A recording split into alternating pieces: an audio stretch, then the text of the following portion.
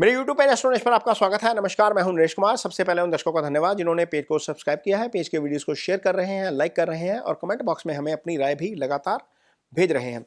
दोस्तों, आज के वीडियो में देवगुरु बृहस्पति की बात करेंगे। ये साल का सबसे बेस्ट गोचर होने जा रहा है इस 2026 का। गुरु उच्च के होने जा रहे हैं, गुरु कर्क राशि में आएंगे। ऐसा इवेंट 12 साल बाद होता है क्योंकि गुरु का जो राशि चक्र है, गुरु एक साल में राशि पूरी करते हैं, 12 साल बाद घूम के अपनी कर्क राशि यानी कि जो उच्च राशि है वहां पर आते हैं। तो इस साल ये अच्छी चीज होने जा रही है, ये ब्लेसिंग वाली चीज है, बहुत सारी राशियों के लिए ब्लेसिंग वाली चीज है। गुरु कर्क में आएंगे 2 जून को। हालांकि गुरु एक साल में एक राशि पूरी करते हैं, लेकिन चूंकि गुरु इन दिनों शीघ्रगामी गति से चल रहे हैं, तो अल्टीमेटली क्या होगा, गुरु इसी साल में 31 अक्टूबर को सिंह में आ जाएंगे दोबारा। ऐसा नहीं है कि गुरु का गोचर 6 महीने का हो गया या 5 महीने का हो गया, 2 जून को आए, जून जुलाई अगस्त सितंबर अक्टूबर 5 महीने का, ये ऐसा नहीं होता। ये होगा साल का ही, लेकिन होगा क्या, यहाँ पर सिंह में आएंगे, वक्री होंगे, मार्गी होंगे, फिर 24 जून को, फिर 24 जनवरी को 2027 को फिर दोबारा कर्क में आ जाएंगे, फिर रहेंगे 24 जून तक कर्क में।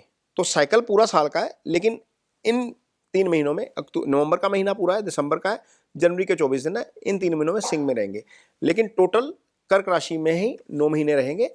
तो यहां पर गुरु के इस गोचर का क्या फल होगा इस पे विचार करेंगे। लेकिन गुरु का जो गोचर होता है वो 5 राशियों के लिए अच्छा होता है, और ये जो वीडियो आप देखेंगे, इस वीडियो को आप देखेंगे चंद्र कुंडली के लिहाज से। गुरु का गोचर कुंडली में दूसरे भाव में, 5वें भाव में, 7वें भाव में, 9वें भाव में और 11वें भाव में अच्छा होता है। गुरु इतने इंपॉर्टेंट ग्रह हैं, आपकी कुंडली में 12 भाव होते हैं। दूसरा भाव धन का भाव होता है, उसके कारक गुरु हैं। 5वां इजी गेंस का बुद्धि विवेक का भाव होता है, उसके कारक गुरु हैं। हायर एजुकेशन का ये भाव होता है, उसके कारक गुरु हैं। 9th हाउस आपका भाग्य स्थान होता है, अध्यात्म से जुड़ा हुआ भाव होता है। आपकी लाइफ में जितना भी कुछ आता है, ये 9th हाउस सबसे बेस्ट भाव होता है कुंडली का, उसके कारक गुरु हैं। 11वां भाव जो आपकी आय का भाव होता है, उसके कारक गुरु हैं। यदि ये गुरु अच्छे गोचर में रहते हैं तो कितना फायदा मिलता है आप इसका अंडरस्टैंडिंग कर सकते हैं, क्योंकि ज्ञान के कारक, संतान के कारक, धन के कारक, भाग्य के कारक, सबके कारक गुरु ही हैं। तो गुरु का ये गोचर 12 राशियों के लिए कैसा फल लेकर आएगा, इस वीडियो में इसके ऊपर चर्चा करेंगे। तो बने रहिए इस वीडियो में, लगातार अंत तक आपको आपकी राशि के बारे में सब कुछ बताया जाएगा कि कहां पर गुरु की दृष्टि आएगी, किसके लिए फल अच्छा रहेगा, किसके लिए फल खराब रहेगा। ये 12 राशियों के ऊपर इसके ऊपर चर्चा करेंगे। तो आपने देखा कि गुरु जो है वो आपके लिए कितने इंपॉर्टेंट ग्रह हैं। अब आपको बताएंगे कि सिंह राशि के जातकों के लिए गुरु का ये गोचर कैसा रहने वाला है। तो सिंह राशि के जातकों के लिए ये गोचर होगा आपके 12वें भाव में।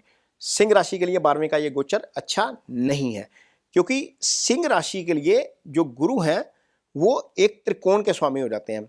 जब यदि हम सिंह राशि की पत्रिका बनाएंगे ना, तो गुरु की जो जो धनु राशि है वो 5म भाव में आ जाएगी। 5म भाव के स्वामी का अपने भाव से अष्टम में जाना और 5म भाव के स्वामी का 12वें में चले जाना राशि से, अपने आपकी राशि से, ये अच्छा नहीं है। थोड़ा सा ध्यान रखना पड़ेगा, आपके खर्चे बढ़ सकते हैं। लेकिन चूंकि 12 में बैठे हैं तो 2 खराब भाव जो है वहां पर दृष्टि आएगी, उनके फल आपके लिए अच्छे हो सकते हैं। क्योंकि 12वें में बैठे हैं तो सबसे पहली दृष्टि कहां पर आएगी, आपके 4th हाउस के ऊपर। सुख स्थान है, मदर की हेल्थ को यदि कोई इशू है तो वहां पर आपको हो सकता है कोई ना कोई आपको अच्छी खबर मिले या मदर से संबंधित चीजें, आपकी हेल्थ से संबंधित चीजें ठीक होती हुई नजर आए।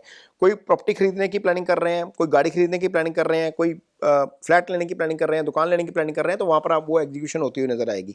यदि कोई नेटल प्रॉपर्टी से संबंधित केस है, वहां पर भी चीजें थोड़ी सी आसान होती हुई नजर आ सकती हैं, क्योंकि गुरु यहाँ पर अष्टम को देख रहे हैं। अष्टम नेटल प्रॉपर्टी का भाव होता है, तो वहां ये चीजें जो है वो आपके लिए थोड़ी सी आसान हो सकती हैं। रिसर्च से जुड़ा हुआ यदि आप काम करते हैं तो वो चीजें थोड़ी सी आसान हो सकती हैं। 6ठे को देखेंगे, रोग का भाव है, ऋण का भाव है, शत्रु का भाव है, कोई कोर्ट का केस चल रहा है, वहां पर चीजें आपको लगता है कि थोड़ी सी आप जो है वो बेटर होती हुई नजर आएंगी। कोई कर्ज की स्थिति है तो कर्ज थोड़ा सा उतरता हुआ नजर आ सकता है, लेकिन संतान पक्ष को लेकर थोड़ा सा ध्यान रखना पड़ेगा। यदि कंसेप्शन होती है तो यहाँ पर कंसेप्शन में गड़बड़ हो सकती है, कॉम्प्लिकेशन आ सकती है, क्योंकि पंचमेश जाकर अपने से अष्टम में और 12 में चला गया। ये अच्छा नहीं है। जिन लोगों की प्लानिंग है संतान की, वहां पर ध्यान आपको जरूर रखना पड़ेगा। ये चीज इसमें बहुत नेगेटिव नजर आती है। यदि हम सिंह राशि की पत्रिका बनाते हैं तो यहां पर आपके लिए गुरु 12वें में गोचर करेगा, ये अच्छा नहीं है। राशि से 12, अष्टम, पंचम से अष्टम, ये अच्छा नहीं है। तो यहाँ पर थोड़ा सा ध्यान रखना पड़ेगा। वैसे भी अष्टम में गुरु की राशि है, ये भी एक अच्छी स्थिति नहीं है। तो ये सिंह राशि के जातकों के लिए ओवरऑल कुछ पॉजिटिव चीजें हैं, कुछ नेगेटिव चीजें भी हैं।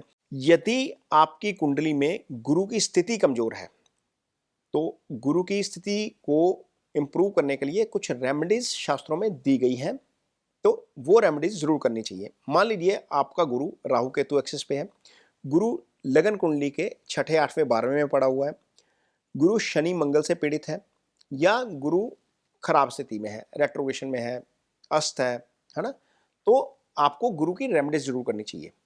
तो गुरु की सबसे अच्छी रेमेडीज क्या होती है? अपने टीचर की रिस्पेक्ट करिए, सबसे अच्छी रेमेडी, क्योंकि गुरु है ना वो। दूसरा गुरु की रेमेडी होती है, गुरु ज्ञान के कारक हैं। तो किसी एक बच्चे को आप स्टडी में हेल्प करिए, कोई मैटर नहीं करता कि आप किस तरीके से हेल्प कर रहे हैं, आप उसको अपनी नॉलेज शेयरिंग के रूप में भी कर सकते हैं। कोई बच्चा मान लीजिए को पढ़ना चाहता है, उसको आपके पास समय है, आप उसको एक सब्जेक्ट में असिस्ट कर सकते हैं, कुछ भी कर सकते हैं।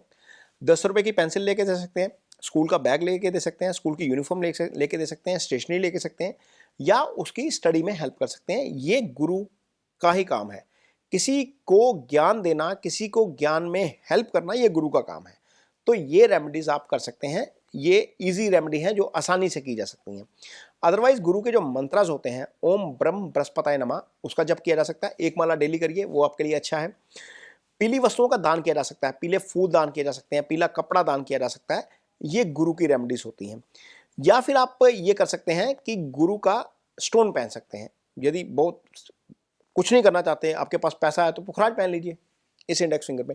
लेकिन पुखराज तभी पहनिएगा यदि आपकी कुंडली में गुरु 6, 8, 12 में नहीं बैठे। यदि 6, 8, 12 में बैठे हैं तो गुरु की ये रेमेडी मत करिएगा, इसको लॉक कर दीजिएगा, ये साइड पे रख दीजिएगा। क्योंकि यदि गुरु 6, 8, 12 में है लगन कुंडली में, तो छठे, 8वें, 12वें का प्रभाव ले जाएगा, फिर वो पुखराज आपके लिए नेगेटिव फल भी कर सकते हैं। तो ये कुछ गुरु की रेमेडीज हैं जो आपको करनी चाहिए यदि कुंडली में गुरु की स्थिति अच्छी नहीं है। ये वीडियो आपको कैसा लगा, इस पर कमेंट बॉक्स में अपनी राय जरूर दीजिए। यदि वीडियो अच्छा लगे तो इसे शेयर जरूर करिए, पेज को सब्सक्राइब जरूर करिए। इसके साथ ही मुझे दीजिए इजाजत। नमस्कार।